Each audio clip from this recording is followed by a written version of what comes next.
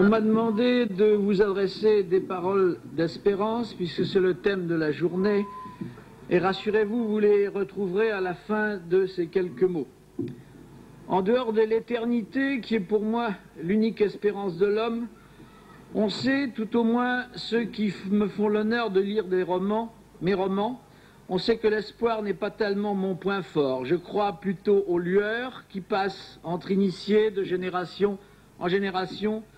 Je crois aux flambeaux de l'âme que se transmettent de cœur en cœur les meilleurs d'entre nous, les humbles comme les privilégiés, tout cela pour qu'à la fin des temps, au bout de la longue chaîne d'illusions, Dieu retrouve au moins quelque chose qui ressemble encore un peu à l'homme qu'il avait créé à son image. Je crois que les hommes bien nés, tout au moins ce qu'il en reste en France, sont liés par un faisceau de convictions sacrées, reçues et transmissibles, dont beaucoup sont devenus presque indicibles de nos jours, ce qui est à la fois notre tristesse et notre fierté, notre solitude et notre honneur. On m'a demandé de vous parler d'espérance, je vais donc vous parler de la jeunesse, encore que de nos jours en France, on puisse quelquefois se demander s'il y a encore quelques corrélations entre ces deux mots magnifiques. Honnêtement, quand je pense à la jeunesse de mon pays, j'ai le vertige. Tous ces jeunes gens, ces jeunes filles, tous ces vagabonds de l'âme, quel pays vont-ils nous fabriquer quand, parvenus à l'âge d'homme, ils seront devenus, hélas, collectivement, la nation active et qu'ils seront nos maîtres communs que nous devrons subir? Je ne sais s'ils me font peur, ce n'est pas exactement le mot, encore que lorsqu'ils se rassemblent en troupeau, derrière leurs funestes joueurs de flûte, qu'ils acclament leurs histrions éculés, lorsqu'ils rôdent en bande désœuvrée, en grande compagnie du néant, ou lorsque déjà déguisés en petits technocrates de l'État social giscardien, ils applaudissent le droit au travail immédiatement assorti de son corollaire démocratique, le droit au chômage, tout en laissant sans vergogne 2 millions de travailleurs étrangers se retrousser les manches à leur place et servir de domestiques à bon compte à une nation de petits bourgeois.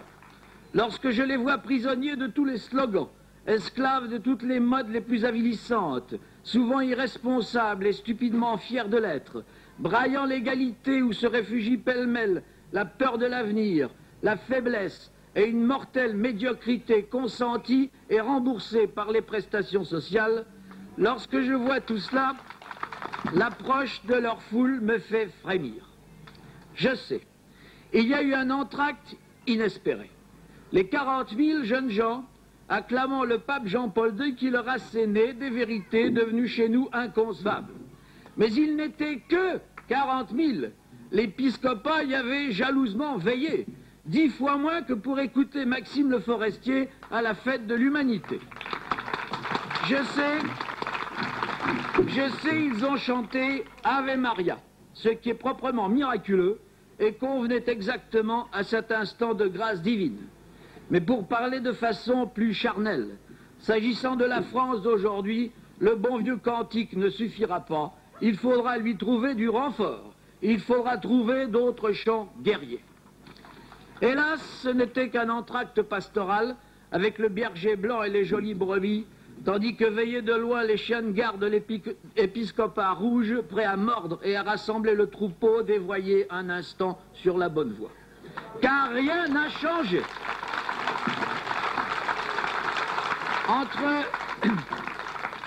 Entre les foules juvéniles françaises parfaitement manipulées, toujours trahies mais inconscientes de l'être, entre ces foules et l'avenir de mon pays, je n'aperçois aucun pare-feu, aucune digue, aucune tranchée, pas le moindre canal de dérivation, pas la moindre conduite forcée, pas le moindre barrage générateur d'énergie pour capter cette force immense, au lieu de la laisser se perdre comme un flot inutile et dévastateur, pour la détourner du néant collectif et l'envoyer d'autorité, exactement, d'autorité, irriguer le cœur de la nation. Car si la jeunesse est l'espérance, celle de nos millions d'enfants et de jeunes gens, il faut se rappeler en quelles mains elle est tombée et quelles armes il nous reste, à nous, à droite, pour la leur disputer, à eux, à gauche.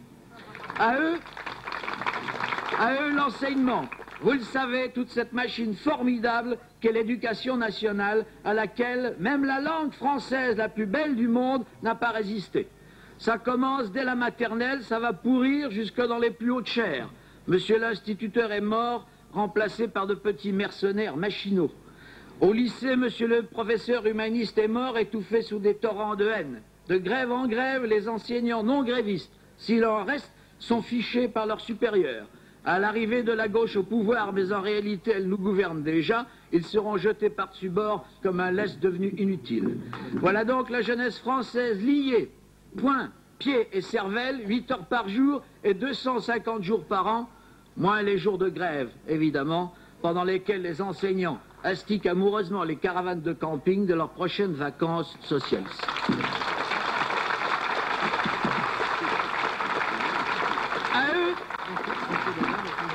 À eux aussi, l'Église. De ce côté-là, c'est réglé, en dépit de la récente visite du pape, sur laquelle l'épiscopat garde un silence sépulcral et blanchi. La hiérarchie catholique française, sous prétexte de retour aux sources, vous le savez, fait demi-tour à gauche, regardez-les. Ils ressemblent tous à Georges Stegui, s'habillent comme Edmond Maire et raisonnent comme les deux réunis. Au nom de Dieu, disent-ils, mais quand ils parlent de Dieu, encore que ce mot passe difficilement à leur bouche, au nom de Dieu, en réalité, c'est de l'homme égalitariste drapé dans ses droits de l'homme qu'ils parlent. Et s'ils ont récemment plus ou moins condamné le communisme, c'est pour marcher plus vite vers leur cher socialisme pseudo-évangélique, et ce ne sera pas de la tarte. Voyez comme ils jazzissent, voyez leur grosse subtilité. Voyez comme ils collectivisent les offices religieux, comme ils vulgarisent l'élan de l'homme vers la divinité, comme ils conditionnent les fidèles à des réflexes de masse. Les nouveaux curés rééduquent exactement comme des commissaires politiques soviétiques ou nord-vietnamiens, par persuasion lancinante sur fond d'autocritique. Et ils n'ont pas changé. Sous des dehors d'apparence apaisante, ils n'ont rien admis, rien cédé, et masqués sous leur jargon, comme celui de l'évêque de Saint-Denis, lors de la visite du pape à la basilique des rois, vous trouverez l'annonce claire d'une ferme rééducation socialiste des troupeaux. Ce ne sont plus des prêtres, ce sont des terroristes religieux. Au cas où en réchapperaient nos enfants, un coup d'œil sur les morpions marginaux qui pullulent sur le corps de la jeunesse et l'empoisonnent jusqu'à l'âme. Je veux parler des mouvements de jeunesse, tous les ACO, JOC, JAC, JEC, les scouts en cordie de France où l'on ne parle plus ni de Dieu ni de la patrie, et où s'égarent encore les meilleurs et les derniers des fils de nos dernières familles françaises.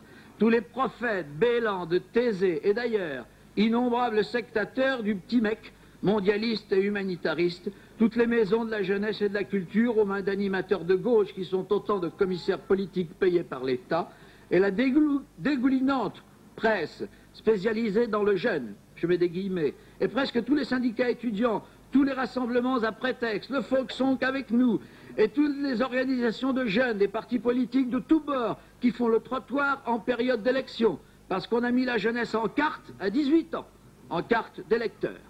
Ça remue du monde tout ça, ça passe la main dans le dos et dans le bon sens du poil. Écoutez, à titre d'exemple, écoutez comment le pouvoir en place a choisi de racoler la jeunesse de la région parisienne par son nouvel émetteur Radio 7. Ça commence dès le matin. Les mecs, faut vous manier, vous allez être à la bourre. Après, c'est la météo. Fait un temps dégueulasse, les mecs, vous allez avoir de la merde plein les bottes. Les mecs, dira-t-on plus tard, les mecs votaient pour le pot de Giscard. Je me demande souvent s'il est bien nécessaire de lutter sur le plan politique, car tout se tient, il suffit de lutter contre la vulgarité. Alors,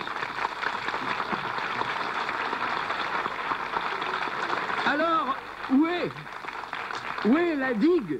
Où est le canal de dérivation? La famille, c'est vrai. On a tué le père, mais elle résiste encore. Seulement, elle a changé de nature. C'est la famille refuge, quelque chose d'assez animal, une sorte de poulailler avec grains, chaleur, litière. On est nourri, logé, protégé, téléservi, et dans les mêmes conditions aimer, ce qui n'est déjà pas si mal. Mais élever, armer, guider, non. Quand on en sort rien de changer, on change seulement de poulailler. Et le sport. Ah oui, c'est vrai. J'oubliais le sport. Nous avons un ministre pour cela. Preuve que les deux choses sont liées, c'est un ministre de la jeunesse et des sports. Voilà, faites du sport mes petits, le ministre paye pour les piscines, les terrains de foot, les camps de plein air, et les Jeux Olympiques, car vous le verrez, qui va aussi payer pour ça. Mais l'âme et le cœur, ce n'est pas son rayon. Ce sont tous les autres qui s'en chargent de la façon que j'ai décrite. Il l'a précisé lui-même, le ministre, récemment, dans ces termes. En démocratie, le rôle de l'État n'est pas d'embrigader la jeunesse, ni même de l'influencer. Fin de citation. Et voilà, tout est dit, et c'est là que je voulais en venir. En démocratie libérale, l'État abandonne sa jeunesse. Mieux encore, il la livre. Par respect pour la personne humaine, dit-il. Hélas, ce respect s'exerce toujours à sens unique. En face, on ne s'en encombre pas. Et dans le vide démocratique où flotte cette jeunesse sans guide, s'engouffrent tous les voleurs d'enfants, les violeurs de conscience, les scélérats coupables de captation d'héritage et de détournement de mineurs en danger au service d'une société horizontale, socialiste et couchée que nous, à droite, nous refusons. Sous nos yeux, on nous vole l'avenir. Et si d'aventure, s'apercevant du danger mortel, l'État décidait de lutter avec les mêmes armes, d'embrigader et d'influencer la jeunesse sur tous les fronts que j'ai décrits et qui ne ferait plus qu'un front unique, cela signifierait simplement que nous ne sommes plus en démocratie libérale. Mais puisque nous y sommes encore et que les aveugles qui nous dirigent ont toujours l'air d'y tenir, alors la démocratie libérale est un piège à jeunesse dont les mâchoires se sont refermées.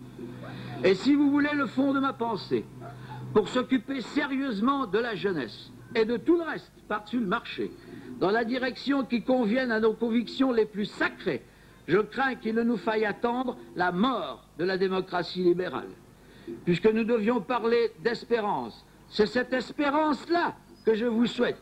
Et puis un dernier mot, tous ici, autant que nous sommes, on peut l'aider à mourir, la vieille vache.